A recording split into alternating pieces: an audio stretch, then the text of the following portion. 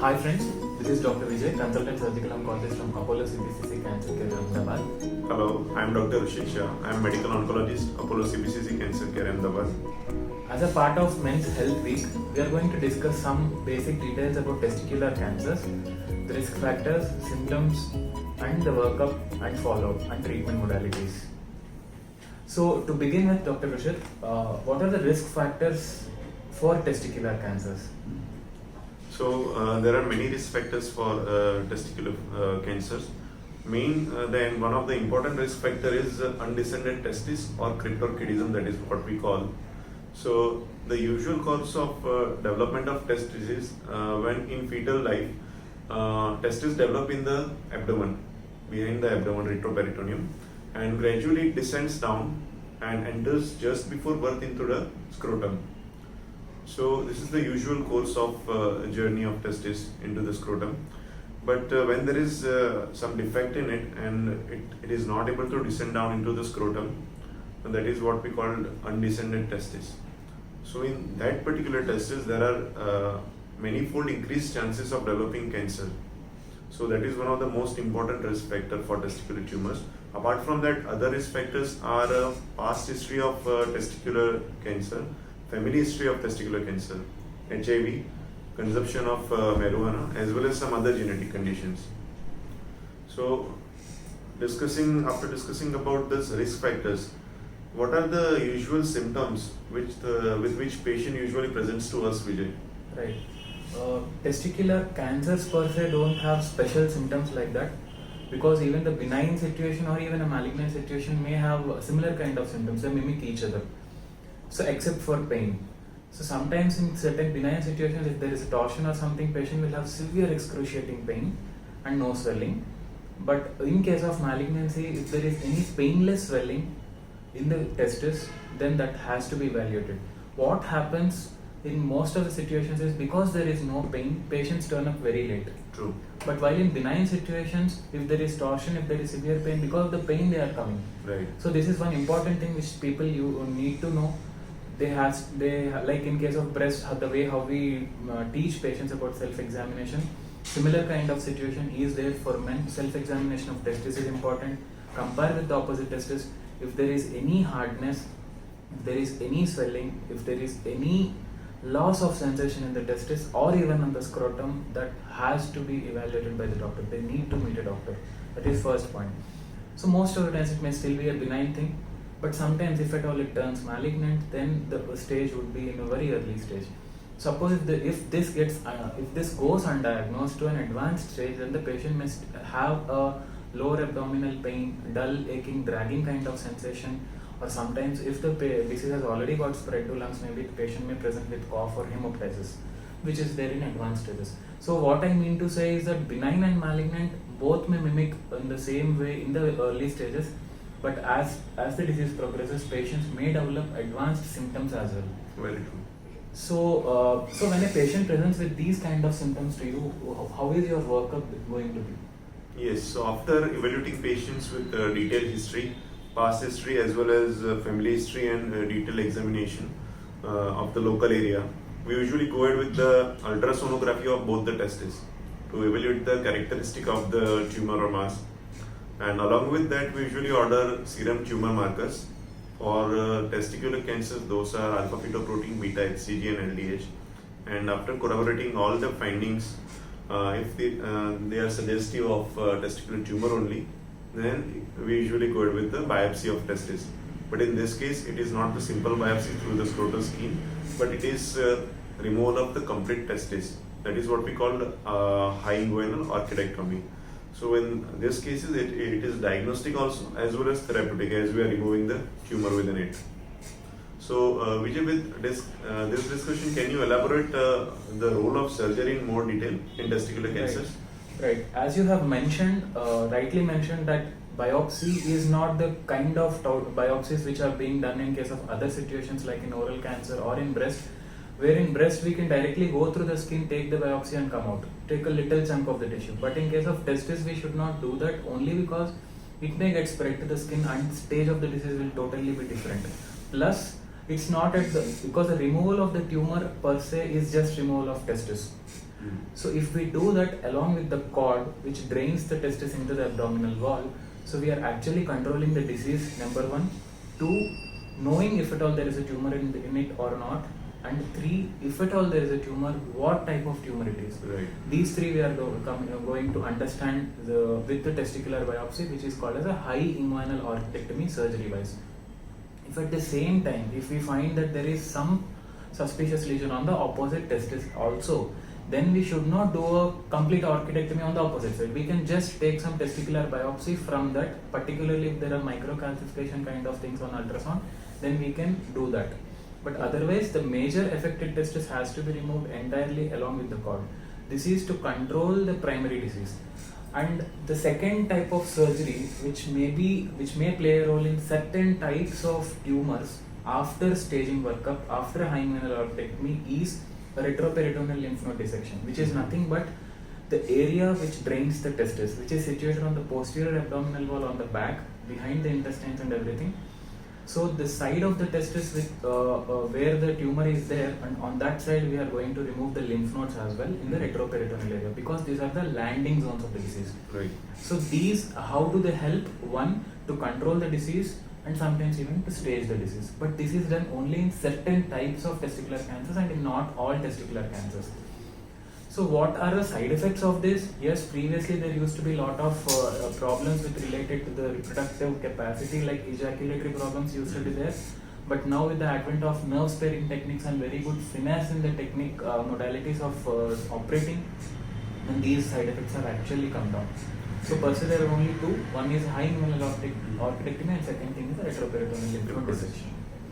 So after this, suppose if in the CT workup and all, if we have found that there is a disease which also requires some additional medical therapy, what kind of medical therapies are there, and how are you going to do that? Yes. So after doing high inguinal orchidectomy, we usually check the tumor markers after the surgery also. And to stage the disease, we do CT scan of abdomen, plus minus CT scan of thorax, and we get the final stage of the disease. So after getting this, we plan our treatment. So very early stages, like stage 1, in stage 1 also, if the disease is very low risk, there is no treatment needed apart from high inguinal orchidectomy. And there are very high cure rates, almost more than 95% of the patients are cured.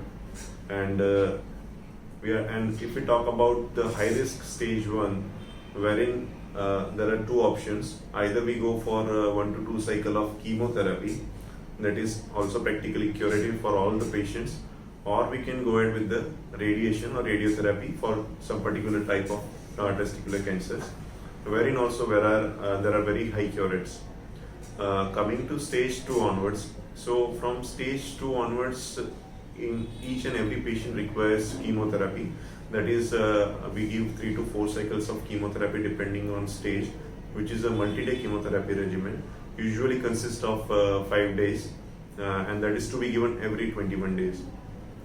So most of the patients actually tolerate this chemotherapy very well, because they tend to be fit and young patients most of the time, or at least middle-aged, not so much elderly patients.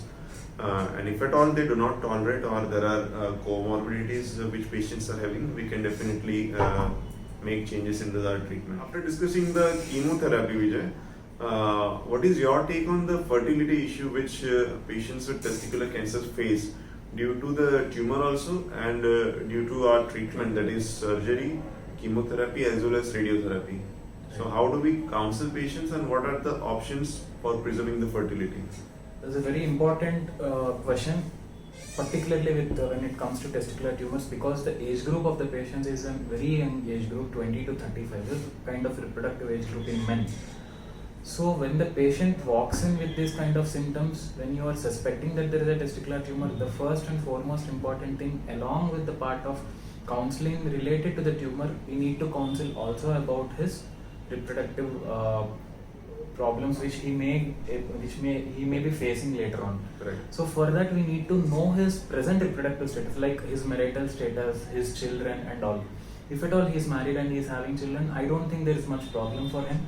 But otherwise, if he is unmarried or if he doesn't have children as of now, so we need to consider him for sperm banking before any kind of treatment. Right. maybe after ultrasound, but before any kind of invasive treatment, including a radical inguinal high inguinal rotectomy or chemotherapy or radiation, any form of treatment, this has to be done. And the best form of this thing is only by sperm banking as of now, semen banking, cryopreservation. Right. And there are other techniques where they'll just aspirate the sperms from the testis directly, which is by a TISA technique, which they call. But those are all actually not so proven, and semen banking is one more easiest and the best modality available. And why should we actually do this before the procedure? Because once we remove the testis, when there is a testicular tumor on one side, if we are removing, obviously the other side, the productivity of the semen, the quantity of the sperm count will obviously be low. So that has to be considered. And when we are giving chemotherapy, which also acts on the spermatogenesis, so the number of sperms, the sperm count will go low. So it's almost about 1/3 of the patients suffer from azoospermia, 1/5 of the patients suffer from oligospermia, and these have to be considered. Proper counseling has to be there for the patient before starting any treatment. And even then, suppose if the patient has got treated, and suppose if sperm banking was not done, in that case we need to counsel the patient that he need to wait for 2 years after the treatment, so that his semen quality improves. Right. Also the quantity, but also quality is more important, because within the 2 years of time, he may have certain genetic abnormalities because of the chemotherapy, which most commonly is an aneuploidy thing, so that at least that won't get carried forward to the further generations. So this has to be counseled a lot. Right. So you mean to say best thing is to preserve sperms or semen Right. to avoid the fertility issues after treatment is being done. Right. Because then we have to wait for 2 to 3 years to fertility to be recovered. Right, right. That is Exactly. more important. So suppose if we have done everything and patient is very good, fine, has completed all the treatment, and how frequently should we follow up him? Like, and in what way are we going to see? Right. So follow-up or surveillance visits are the most important thing in management of testicular tumors, because as we earlier also talked about that they are very high cure rate.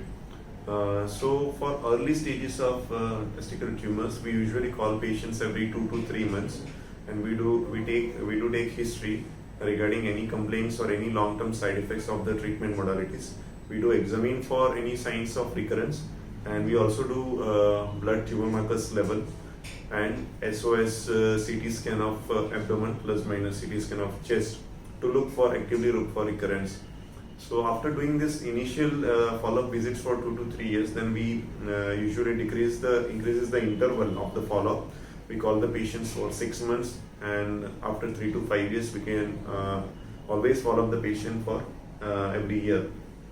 So this is the usual follow-up schedule for all the patients, and follow-ups are important because we also assesses, as we already talked, that the fertility issues, the vocational issues after the cancer treatment, the psychological issues, as well as the long-term side effects. Right. So follow-up is very important. Like in all other cancers, even in testicular cancer, follow-up is important, where we are going to see his mental status, physical status, as well as the disease status. Exactly. Which also includes his examination of opposite testis and everything. Mm. Have you had any good experiences, like even in an advanced stage when you have treated certain cases and patients are doing good? So if you want to share something. Yes. So patients with advanced stage, that is stage 3 or 4, like I had one patient in whom there were lung metastases. So testicular tumor has spreaded into the lungs. There are multiple lung nodules all over the bilateral lung fields, and patient was very symptomatic. He was having cough and breathlessness. We started him with the chemotherapy regimens, initially low dose, then gradually we went on to the conventional chemotherapy regimens, and he responded very well. So after like 3 cycles of chemotherapy, he was completely asymptomatic. So I just want to say that with advanced cases also, there is a very good response rate with chemotherapy. Though there are chances that tumor may recur, that is chances of recurrence are definitely there in such high stages. So we have to be vigilant about that. But whenever recurrence occur, for that also we have a treatment, like second line chemotherapy we can put on the patient. And with that second line chemotherapy also there are good responses, and almost 50% of the patient can be salvaged. So right, the underlying point is that not all cancers are same and not all metastases are also same. Suppose in case of head and neck cancer, if there is lung metastasis, a different thing. True. But in case of colon cancers, again lung metastases are Yeah. good. Same way in testicular cancers, lung metastases are curable. So don't consider that if the disease has got spread to other areas as as a disease which cannot be cured. You have to meet the doctor and go ahead with further treatment. So I think we can conclude our talk session on testicular cancer as a part of Men Health Week.